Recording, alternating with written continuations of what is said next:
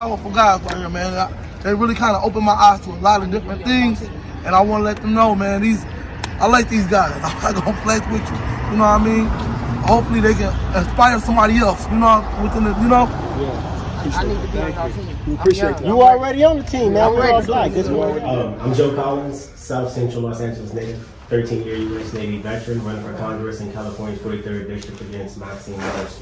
We saw what happened with Mr. Floyd, and that seems to be prevalent, especially here in Minnesota, but across the country at a considerably less lower rate than what happens here. That's reported.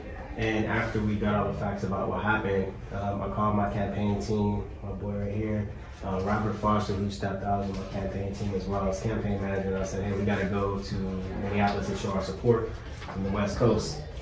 We've been rallying against our shutdown and Gavin Newsom, the mayor of LA, current mayor of LA, for about 2 months now, because we have a lot of low-income families and poor economic development, poor jobs, poor education, and poor mindset from the people in our communities who think that living in poverty is supposed to be a norm.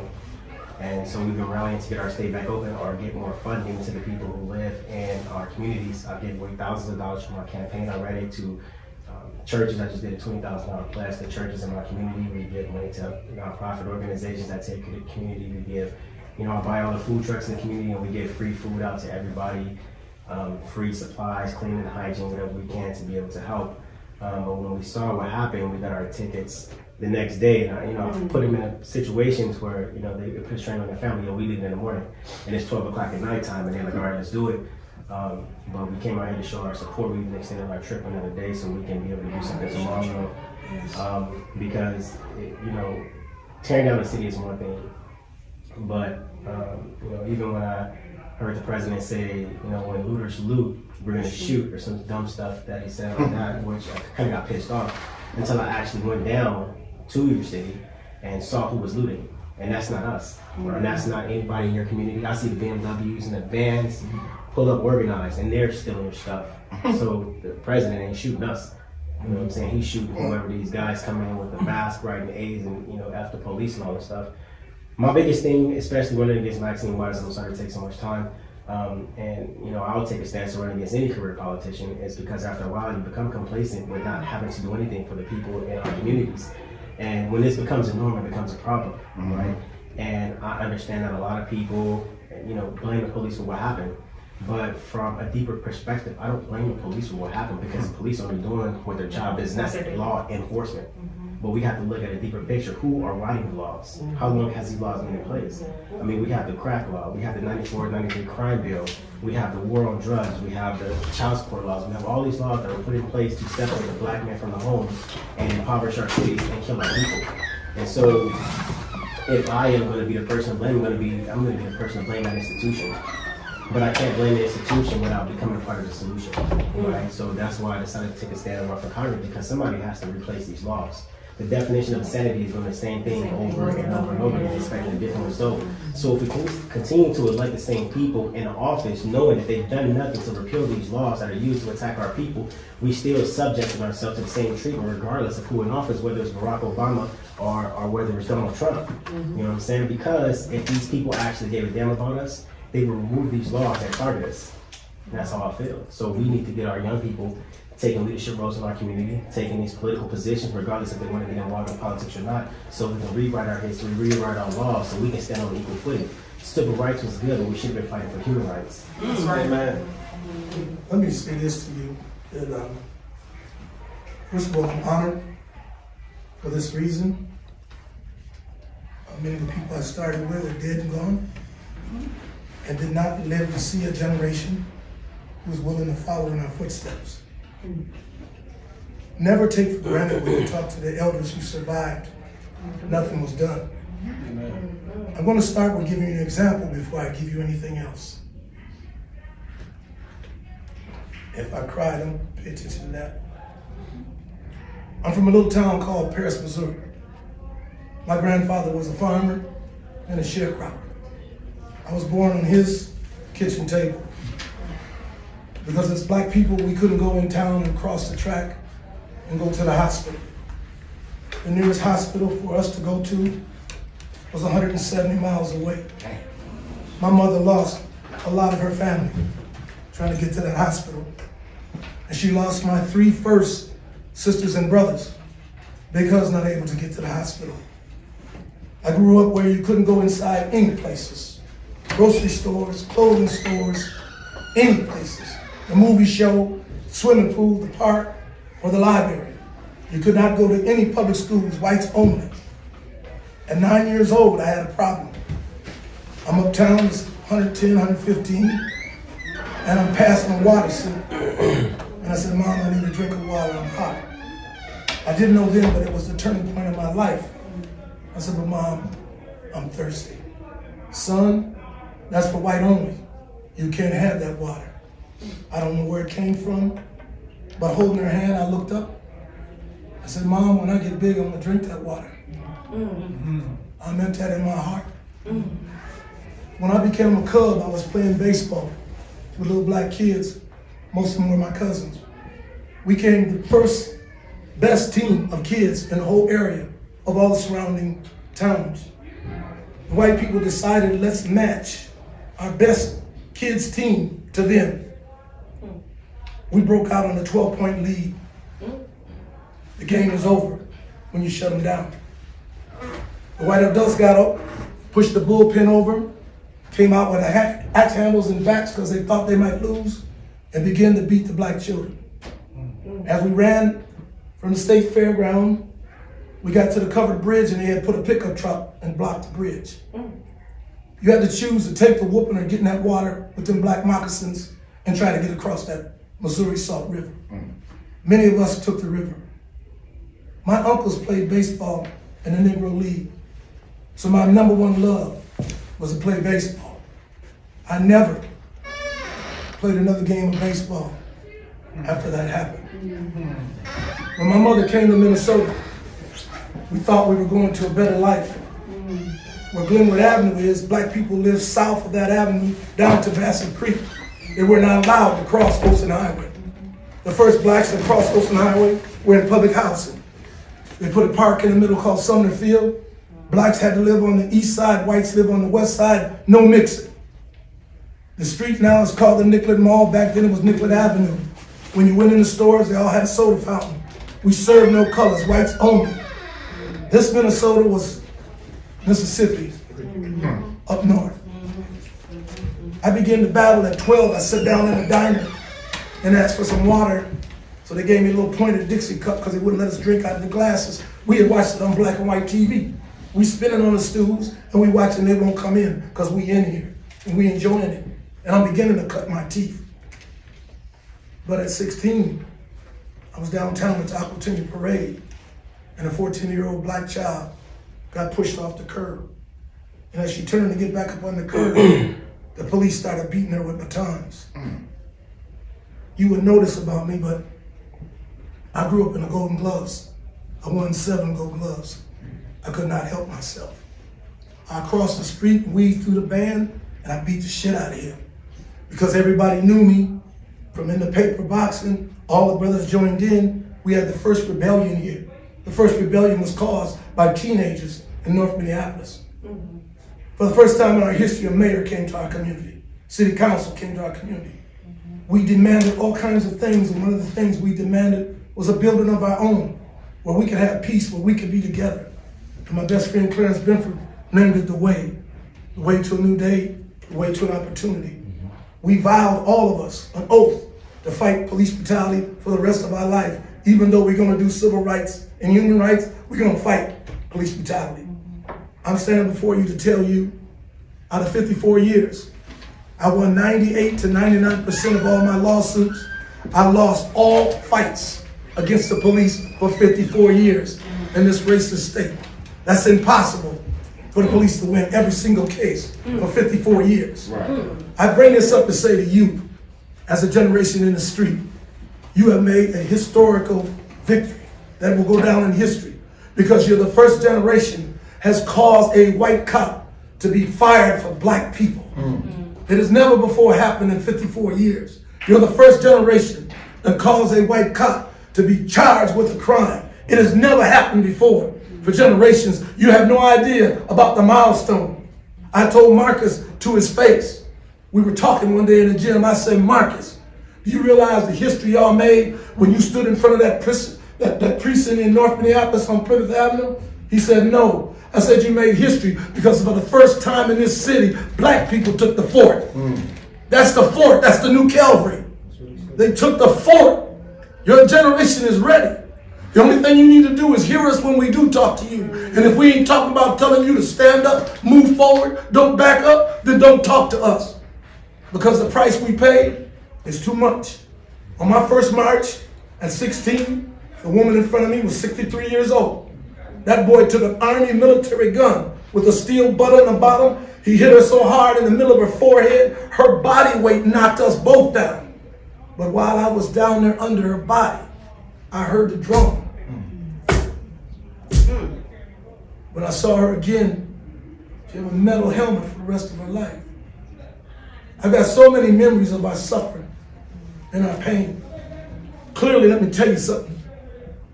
Yes, we jumped in the civil rights movement, but we jumped out in 1968 and we never went back because of what he said. The only mistake that Martin Luther King made, he let that dog, Johnson, convince him that we needed civil rights. They went the wrong way. The Black Power movement knew we needed human rights. Amen. This table's not mine. If I destroy it and won't pay for it, you get to take me to civil court. Why? It's property.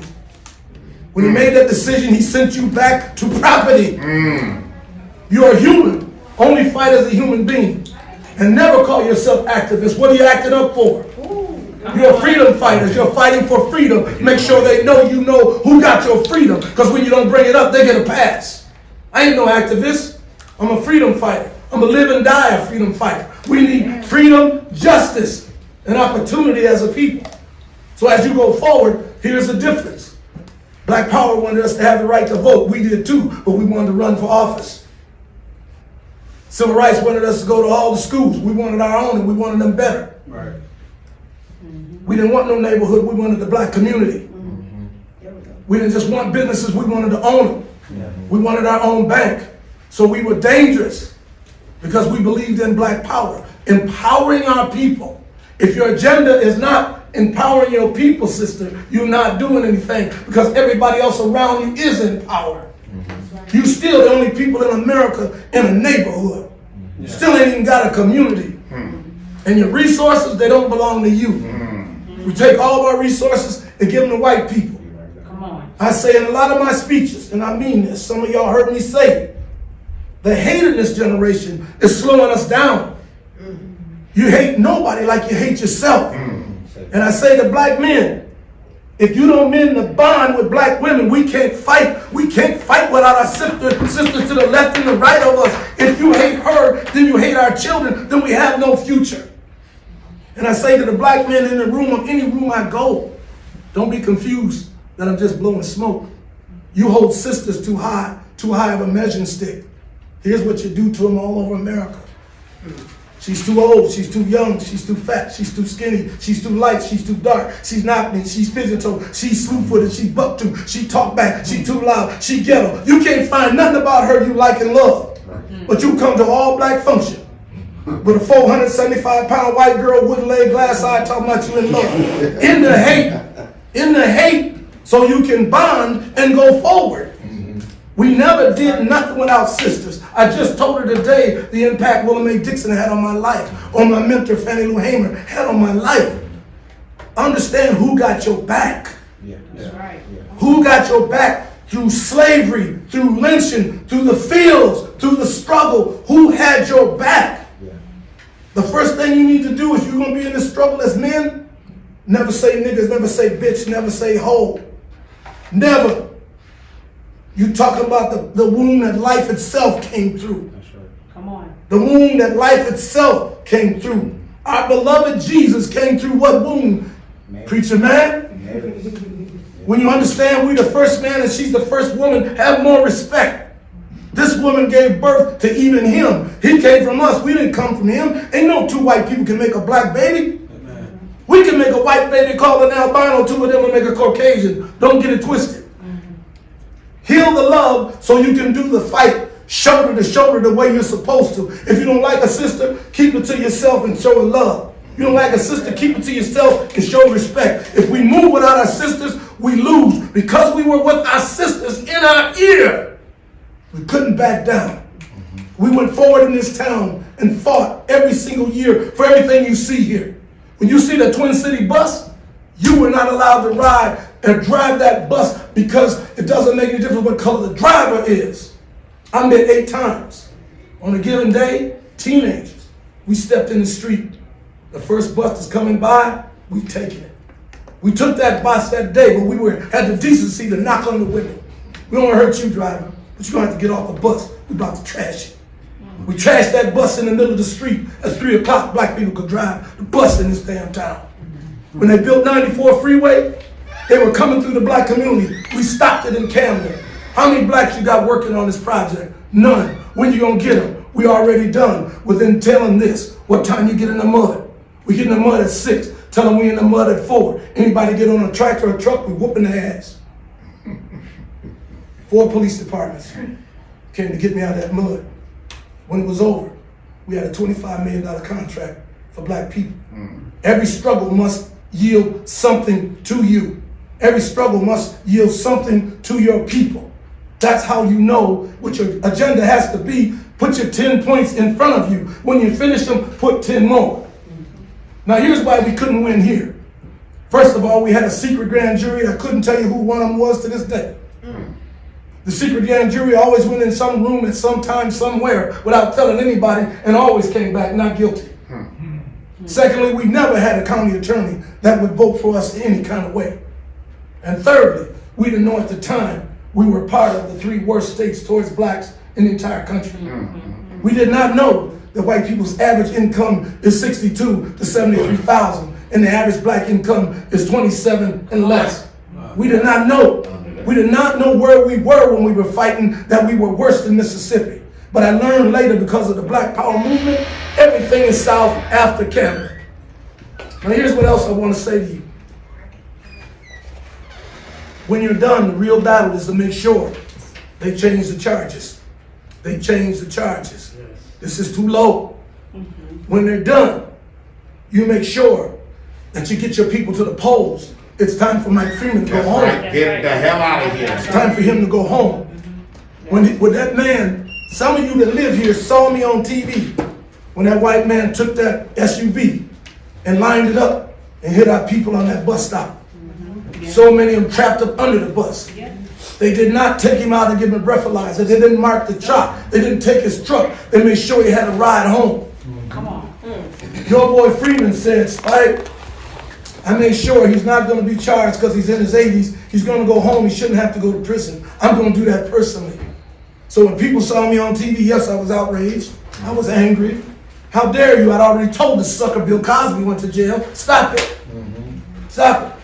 So knowing where you're at is important to how y'all fight. The hate is different here. Every year, this city gives a permit to the Klan, the skinhead, the Aryan race, and the Nazis to have their gathering on our capital. And every year, the Highway Patrol stares at us and never looks back at them while they do it and spit that poison by taxpayers' money in this state. Also, please understand, Indiana averages 48,000 Klan a year. Illinois is right around 36 to 37. Wisconsin right around 34, 35. Minnesota's right around 35, 36. So when you're in the Midwest, you're in the belly of the beast.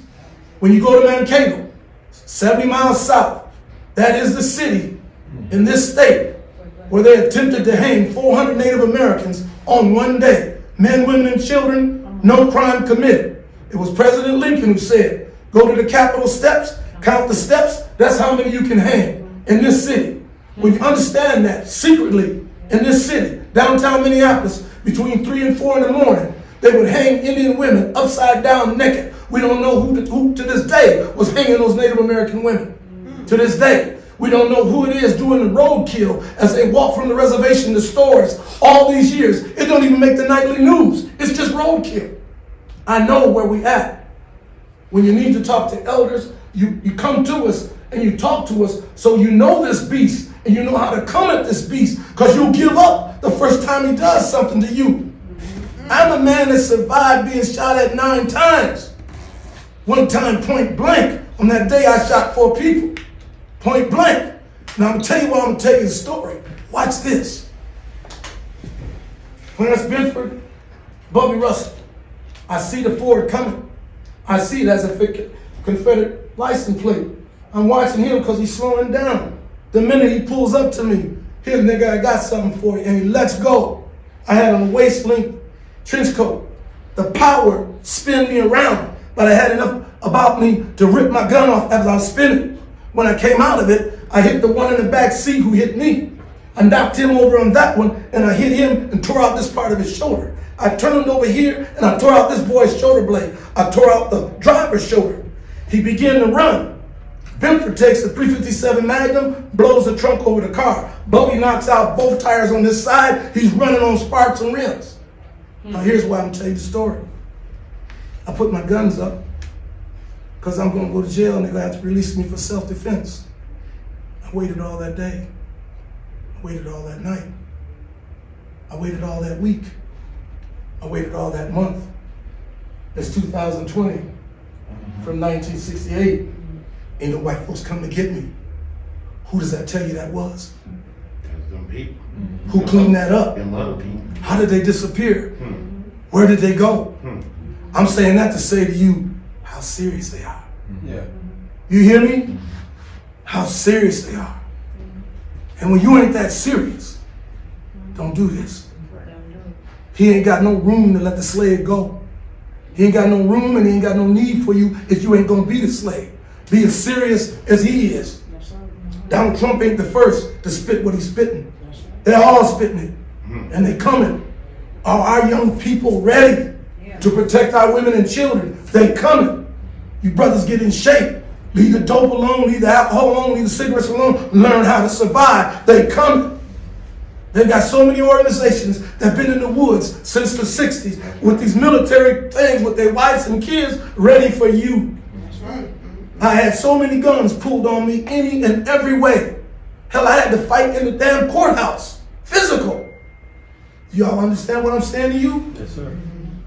And all I was fighting about was freedom. I see you as our warriors. It don't matter if you're male or female.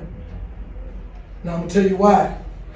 Everybody in here got the blood of the warriors from Africa. Say that. Don't you get it twisted. You got the blood of the warriors from Africa. And that's why brothers don't understand when you accidentally rub sister wrong and she's up on your chest. You don't understand why she ain't backing up about what she got to say to you. Hey, girl, get back off me, girl. What you don't do. You understand? You don't get it. That's right, boss. It's the same blood. Come on now. It's the blood of our people, the warriors in our people. She's challenging you because she can. She's challenging you because she ain't afraid. She's speaking up because she want to. Yeah. Come on. We see that as weakness. No. Don't run and get no weak sister who's retired. You just saw my wife up. Go get that lion. Go get that lion. Go get that lion so that lion can breathe on your children and guarantee the next generation will be lions. Amen. That's right. Come on. All of y'all need to be warriors. We what? At war. That's right. Yes. Break it down. What's in a war? Huh? People getting hurt. People getting killed. Prisoners of war. Who's in prison? We at war. So my message is for the warriors. Stay loyal and responsible to each other. Learn how to love each other. Leave all hate alone.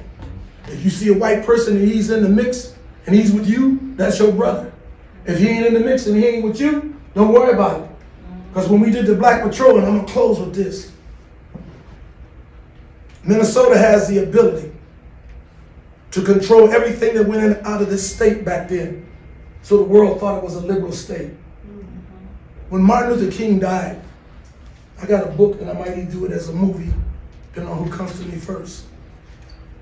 They felt we had no leader, and they attacked the black community every day. We organized what's called the Black Patrol. We fought back in a race war in Minneapolis. for 91 days. And nobody in this room ever heard about it. That's how thorough Minnesota is. When they hit the south side, Reverend Stanley King from Sabanthony came over. How can I put together Black Patrol? We got his ready. When they hit the Indian community, Clyde came from AIM. We got the Indian Patrol. We fought back with guns 91 days. When you getting 70 to 80 bullet holes in your car as you ride by and try to shoot, I ask you the question again, who cleaned that up? And I'm not trying to scare you. I'm trying to get you to keep it real. Right. To be aware is to be alive. Absolutely. I'm trying to get you to bond, take each other's back. And most importantly, because this happened to me, stay away from rumors and lies. Come on, brother. Stay away. Yeah. I just had a brother at the protest Tuesday. He said, Brother Spike, we want to follow you, but they said when you had the way, you stole all the money. Come on now. So, Let me share something with you. I had never went to school to be an accountant or bookkeeper. United Way had a service for 960 hours a year. I took the service. I don't know about no books, but I tell you what, them white folks never lost no money. come But on. where did the conversation come from? Right. My people. Right. Then let me tell you another one. That money's called betraying the public trust if it comes up missing. That's a federal offense. I'm not sitting here, I'm in prison. I know that's right. But this is what we'll do. Give you another one. Spike Moss was a crackhead. Did I just tell you I was a boxer? I won 7 gold gloves. I don't do, 7 up might be too strong for me. I might get a bloody nose or something. You look at that man that don't smoke, don't drink, don't do drugs. You ain't gonna win 7 gold gloves. Do you know you can box your butt off? But I'm telling you, when you get to the finals, you're gonna meet the warrior. Yeah. And the warrior look like these brothers here in this room. That's right. You get on your job, or you gonna have this all cut up, this broke, teeth missing, and you ain't gonna know, well, who are you? I don't know, tell me who I am. Yeah. So if you understand that, these are the lessons that matter. Only trust those you can trust. If you come into the circle, don't be a person you can't trust. That's right. Learn to love, honor, respect each other so you can protect each other. And if somebody approaches you outside your circle to say something about one of you, that's your job to check them. That's right. That's right. On the spot. Mahmoud said, and y'all proved it today, he said it's lonely at the top. He said the day will come at the top, you can't trust anybody. It might be your own mom. You might be your own mama. He said it's lonely at the top. Y'all are at the top. What you will witness is this. Every one of you. Because we can see you, you will witness jealousy and envy coming at you. Who you think you are on TV, who you think trying to run something. An old African proverb. Never allow ignorance in the circle. That's right. That's right. Never That's right. allow, repeat that. Never Allow allow ignorance in the ignorance. circle. That's how you make it. Bond. That's right. And if you can't bond, go home. That's right. Bond. Amen. All those brothers was kids, but they all had each other's back when we made the Shaka Zulu Warriors, the Black Patrol, the Soul Patrol. Bond. I caused the brothers in prison to bond. Otherwise, you never see no black guards in the prison of Minnesota. On a given day, I ordered all brothers to sit down and don't come out of their cells because they were getting abused by white guards. I did 3 prisons a week for 39 years. You can bond anywhere, is my point. You can be loyal anywhere. So I want the men in here to stand up. Repeat after me. Sisters, Sisters, I apologize I apologize for any mistakes I might have made coming your way. for any mistakes I might have made coming your way. Allow me Allow me to learn to love you, to learn to love you, and may that love last and may that love last the rest of our lives. the rest of our lives. Thank you for your time. Thank you.